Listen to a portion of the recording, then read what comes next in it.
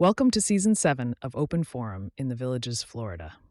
In this show, we talk to leaders of clubs and interesting folks who live in and around the villages.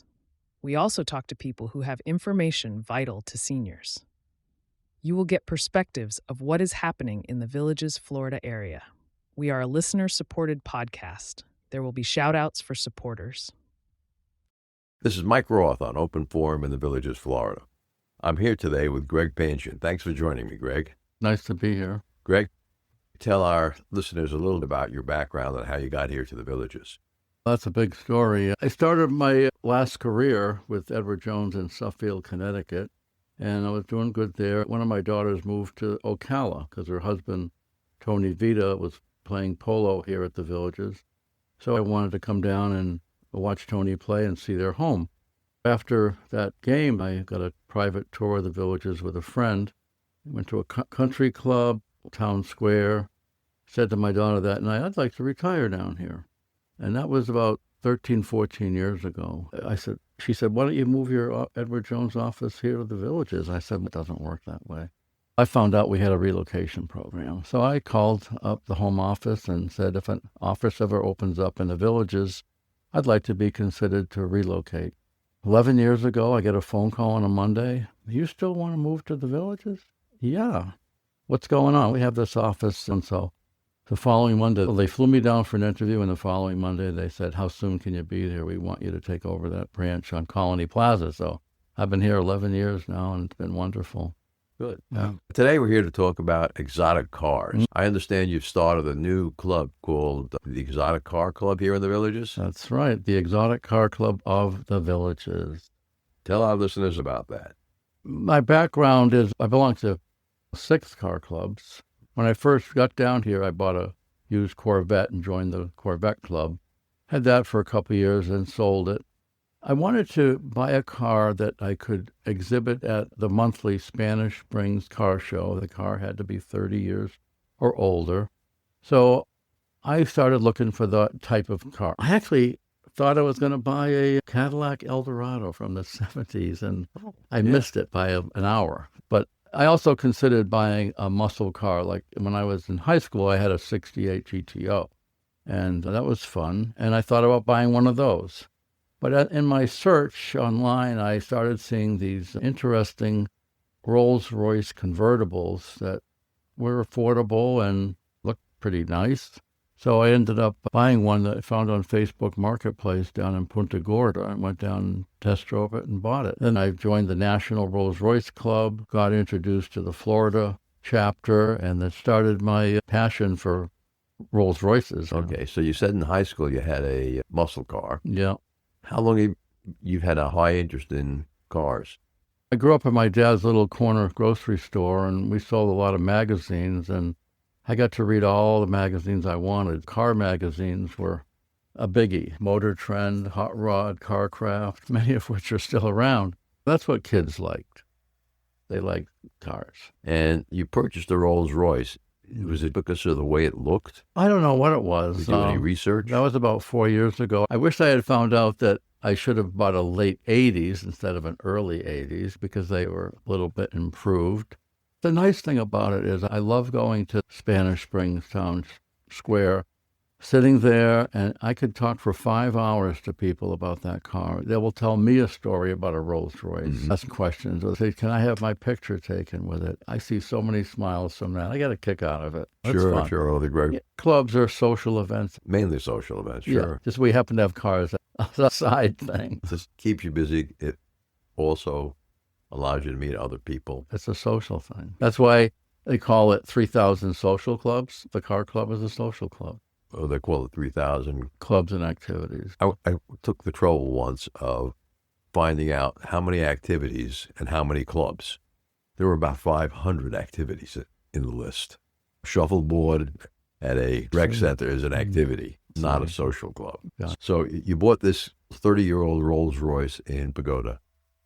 And when you took it to the local Rolls Royce repair shop, what did you discover? Oh, boy. I wished I had done my due diligence because it's been very expensive, but I took it to a local mechanic, and he said, I can work on these. And then I said, I'm going to bring it to a gentleman near Orlando that works on these. He put it up on the lift and said, "You need $15,000 worth of service on this." I said, "What?" So I said, "Thank you very much," and went back to the local gentleman and had him do work. It cost me a lot more than 15 from the local guy, and he didn't do half as much as what the guy in Orlando that would have done. That car has been very expensive. What do they cost you on an hourly maintenance basis, cost per hour to maintain a Rolls Royce? I paid $62,000 for that car, and I probably put half of it back into it. It's worth less than what I paid for it. But there's nothing wrong with it right now.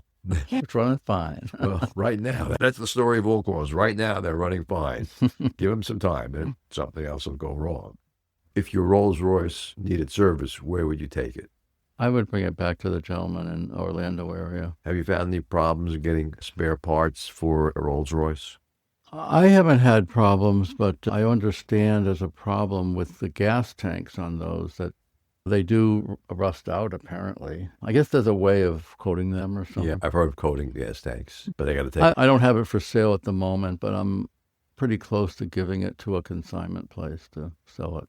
Which one were you thinking of using? There's a gentleman on the West Coast that actually repairs them. He's a higher-end shop, and he said, "I can sell it for you." Out in L.A., when I was living there in the 80s, there were quite a few Corniches around.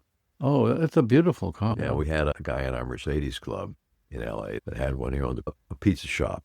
On Sundays, when the shopping center was closed, we would do road rallies in his parking lot. I remember we were driving the Mercedes around a big chicane, a big circle. Then he said, "Let me show you what this Rolls Royce can do." He drives the Corniche around the circle so hard and fast that the hubcaps fly. We're chasing down hubcaps. Just at a Rolls Royce event this past weekend with the Florida Club, and one of the members told me he had just bought 3 Corniches, and now he owns every generation. He's got quite a car collection himself. We talked about people who used to own them. Lady Gaga, Frank Sinatra, many movie stars wanted to own that car when it came out. It was very popular. Back to talking about your exotic car club. How many members do you have now? We have somewhere around 20. We had our first meeting last month, and we had 7 attend. All other people were out of town or had other commitments. It was a brainstorming session. What do you want to do? We want to go out to dinner, or drive to places and go out to dinner, stuff like that. We're just getting started. We have another meeting on the 3rd Saturday of this month, 9 I'm at the Ezel Rec Center. What brands do you have in the exotic? Well, when we were at our first meeting, we had a McLaren, a Ferrari, a couple of Bentleys, and my Rolls Dawn, which qualifies me to be a member. Because the Corniche is too old, I wanted to have later model exotic cars, not older ones. It'll be a small group. What is your dream car?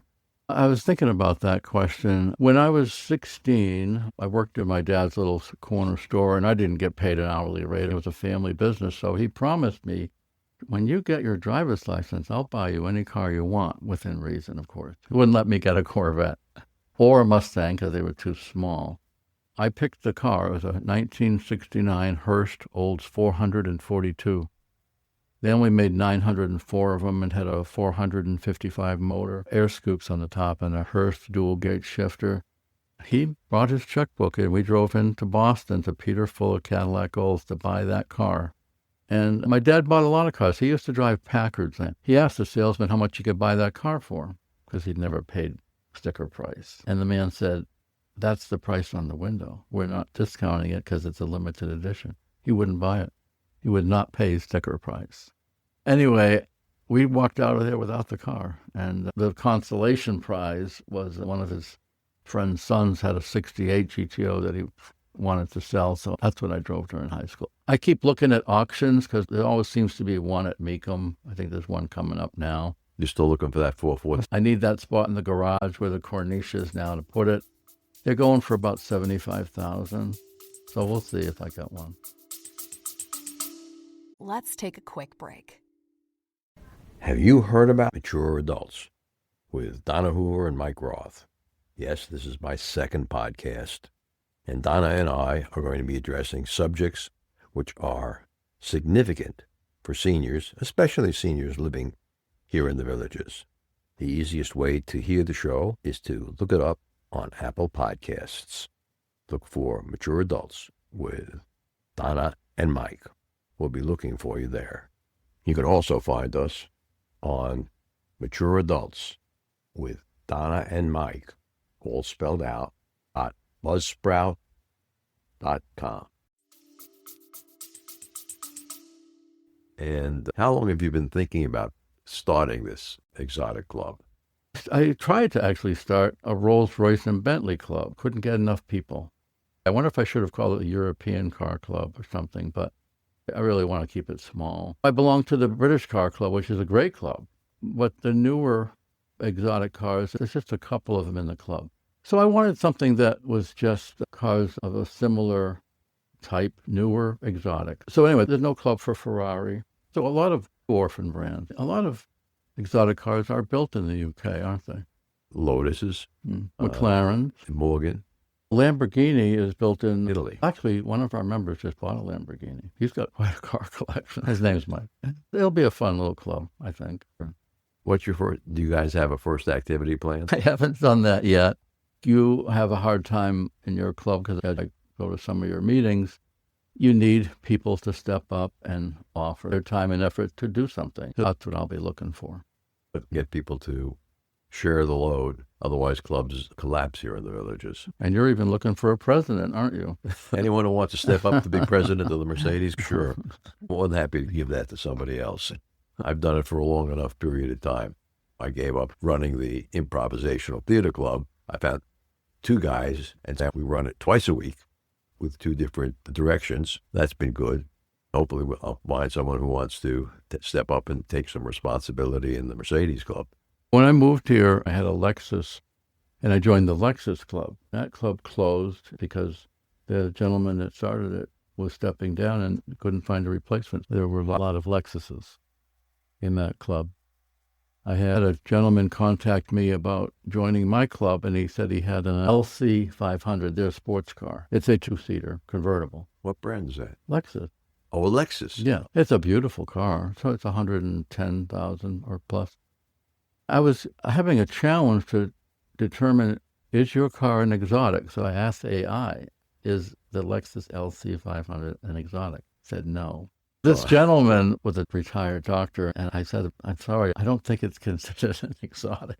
Send them to the Mercedes Club because we're Mercedes enthusiasts. We accept everybody who says they're... So I kept thinking about this, and I said, you know what, I think it's a nice car. I'm going to let him come in. I sent him an email and said, I'd like you to join the club.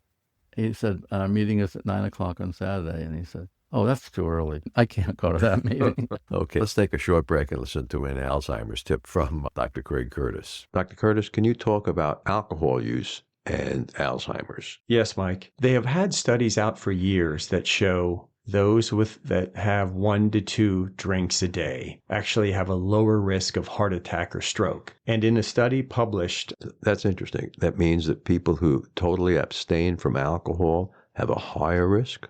That's a difficult question, Mike. It's yes, those that abstain from alcohol, not with Alzheimer's disease, but actually had a slightly higher risk of heart attack and stroke. However, so this was a study published in June of 2023 in the Journal of the American College of Cardiology in stress signaling in the brain. So essentially, they had less stress, which we've always known is a risk factor for a heart attack or stroke. But the American College of Cardiology currently is not advocating for the use of alcohol to reduce your risk of heart attack or strokes because of other concerning effects of alcohol on health. With over 20 years of experience studying brain health, Dr. Curtis's goal is to educate the village's community on how to live a longer, healthier life. To learn more, visit his website, craigcurtismd.com, or call 352-500-5252 to attend a free seminar.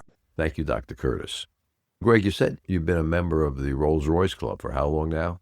Ever since I had the Corniche, I've been to 3 national meets. Where have the national meetings been? They move around.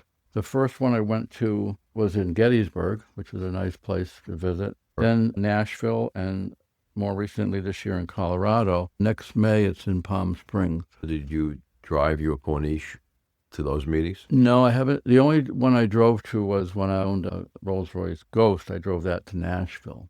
How'd that handle on the road? Beautiful. It was very effortless to take that long trip. What year was the Ghost? 2013. Okay. And today, how many cars do you own? I have four. I have the 81 Corniche, the 2016 Dawn, the 2021 Corvette, which is my 7th Corvette I've had. And of course, I belong to the Corvette Club. And my daily driver now is a Cadillac Escalade. There's no club for that either, and it wouldn't be considered exotic. But You could classify it as exotic as the president of the club, couldn't you? I could, yeah. Yeah, probably people would appreciate that. What made you buy the second Rolls Royce Dawn? So that was my dream car. It's really a two-door convertible version of the Ghost. I think it may have been built on a similar platform. It's the only convertible Rolls-Royce makes. I found it on the Rolls-Royce national website where they list certified vehicles, and it happened to be in St. Louis at a dealer that also had a dealership in Fort Lauderdale. So I called Fort Lauderdale and negotiated my trading the Ghost in there, and they shipped it from St. Louis to Fort Lauderdale where I picked it up. I drove it back. I went down there and drove my Ghost down, traded in, and drove the Dawn back. So how many miles on this Dawn? I think it's just got 18,000 now. And it has a 2-year Rolls-Royce warranty and service plan, too. I don't really like owning those without a warranty or some kind of a warranty. So we'll see what happens in a year and a half. I know I can buy an extended warranty through Rolls-Royce, which I did for the Ghost when that had run out of its 2-year warranty. So that's 4 cars. Most homes in the villages have a 2.5-car garage. How do you come up with the extra garage spaces? I have a 3-car garage. I don't have a golf cart or a golf cart garage. When I built this house in St. Catherine, I was able to make it a 3-car. So my daily driver, the Escalade, has to sit outside. Did you buy that one new? No, that was a pre-owned. I don't usually buy new cars. I buy pre-owned. Okay. Do you have your eye on what your next car purchase might be? I mentioned before that Hurst Olds 442.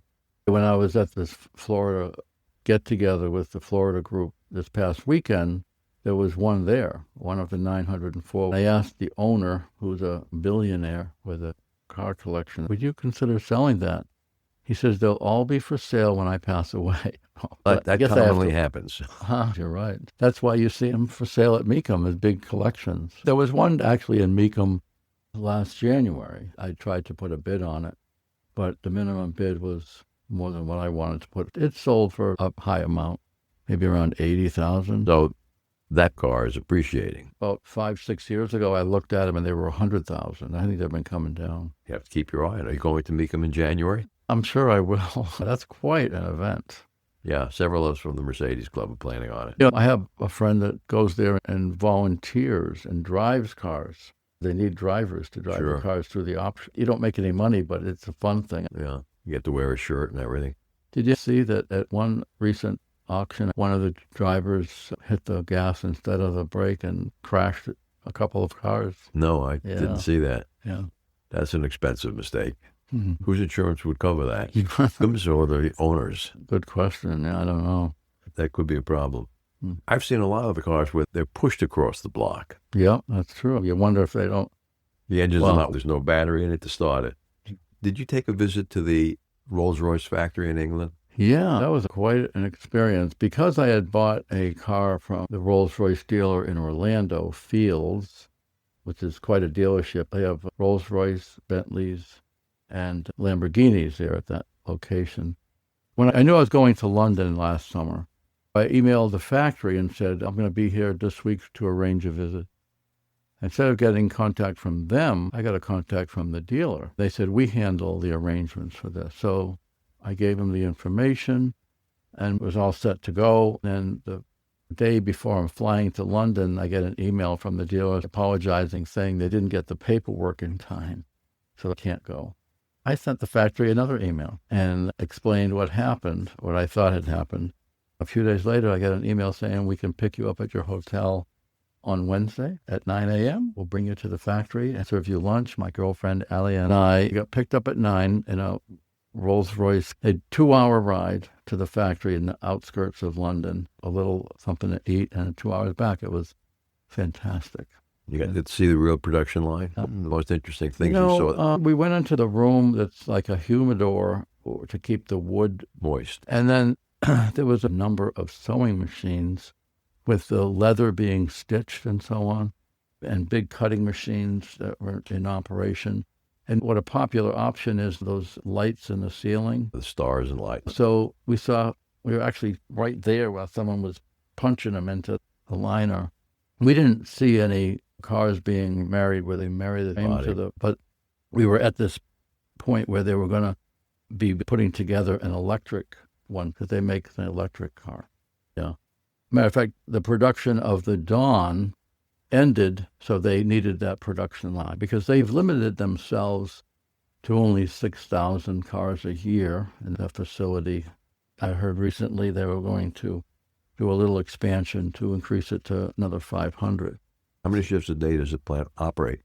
I'm not sure. But there is a really good video on YouTube showing that facility and almost any other facility that you want to see how cars are built. Yeah, I noticed some of the Mercedes ones aren't Mercedes factories in Germany. They're Mercedes factories in China. Oh, really? I toured the one in Stuttgart. Did you? And the amount of automation was amazing. In fact, most of the assembly points, I didn't see human beings. The only time you saw human beings was when something went wrong, an alarm bell goes off, and all of a sudden 15 guys and ladies come running to that place where the alarm went off, or at the end of the assembly line where they're checking the final quality. Third place was the programming room. What Mercedes was doing was every car was coming off the assembly line and going to a programming station where they programmed that car for the country it was going to, and the features it had. It seemed like a lot of different programs were required. Yeah. I just read an article that Mercedes has a level 4 self-driving that they're going to be introducing in China, and it's in an S-Class. The S-Class level 4 was released self-driving for a certain number of highways in Nevada and California. But the number of roads that it is in level 4 self-driving was very limited. There were speed restrictions as well, at least on the first generation a couple of years ago. I don't know what they're doing now. I'm not a great believer in self-driving right now. Too many accidents, whether it's a Wemo hitting a cat or passing school buses with stoplights. Self-driving is a very, extremely complicated problem. My Escalade has Super Cruise, and I've had to take control over it a few times. Have you? Yeah. Fine. When you're on a road and the road markings are missing, the self-driving features fail. Yep. I had one case where it tried to drive me off the road because the road markings disappeared. One with my Super Cruise, and the road markings were okay. Yeah, they depend on, at least in Teslas, 100% on cameras. And cameras can get dirty. Road debris can hit the camera. A bug could totally obscure the vision. Right. I think it'll be a few years before the manufacturers use multiple technologies to avoid those problems. And you're going up north in a couple of days, snow and rain, definitely obscure visibility. And I'm curious how they handle ice, because as a human being, you would react differently than a computer might. Yeah. It's an interesting technology problem. Yeah, it is. So you haven't picked it, besides the 442, which is hard to find. Actually, I was surprised that I bought this Escalade a couple months ago, but I really like it a lot.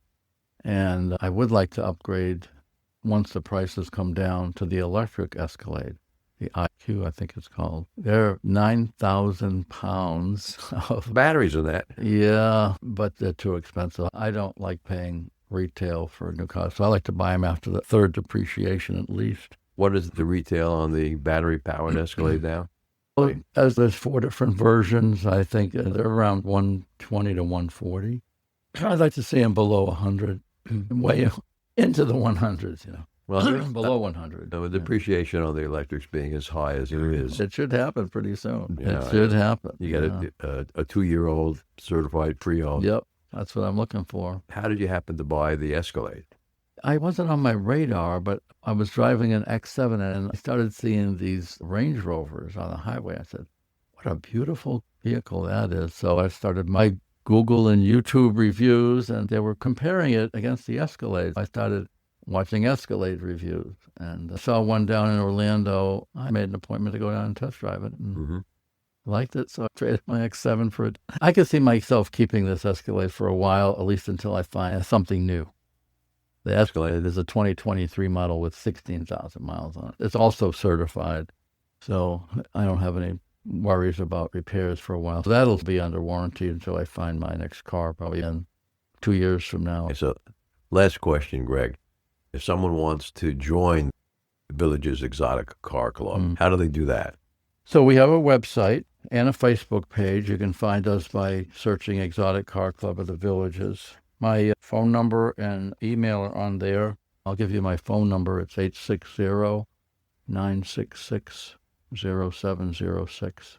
Or email is gregorynp@icloud.com. The website is exoticstv.com. Exotic Car Club, thevillages.com. Yeah. And if you could give some advice to the 22-year-old Greg Panjian, based on what you know now, what advice would you give him?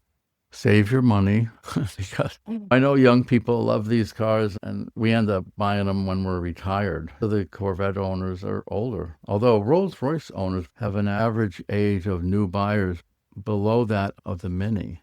Really? It's in the 40s now. So I guess it's a lot of these AI millionaires. football players. So that's interesting. Most of the owners in my Rolls Royce club are older cars. Rarely are they newer cars. I probably have one of the newest ones out of the 400 people in the Florida group for 2016. That's considered new. Yeah. What's the oldest one you've seen in your club? Oh, there's a gentleman that's over 100 years old that was made in Springfield, Mass. There's a really nice Rolls Royce section of the Springfield Museum. 900 of them were made in Springfield, Mass. And there are 3 examples in the museum. It's a nice place to visit. Thanks for being on Open Forum today, Greg. Thanks, Mike. Listeners, I'm thrilled to share with you this podcast, which is my passion project to bring knowledge, inspiration, and things you need to know about the villages and the people living here. Be sure to hit the follow button to get the newest episode each week. Or you can hit the purple supporter box. Even a small donation of $3 to $10 a month makes a big difference. And you can cancel your subscription at any time. Your support means the world to us. Stay curious, stay inspired, and keep those headphones on. Remember, our next episode will be released next Friday at 9 a.m. Should you want to become a major supporter of the show or have questions, please contact us at mike@rothvoice.com. This is a shout out for supporters: Tweet Coleman, Ed Williams, Dwayne Romick, Paul Sorgan, and Dr. Craig Curtis at K2 in the Villages. We will be hearing more from Dr. Curtis with short Alzheimer's tips each week. If you know someone who should be on the show, contact us at mike@rothvoice.com. The way our show grows is with your help. Text your friends about this show if you enjoyed listening, or just tell your friends. We thank everyone for listening. The content of the show is copyrighted by Roth Voice 2025. All rights reserved.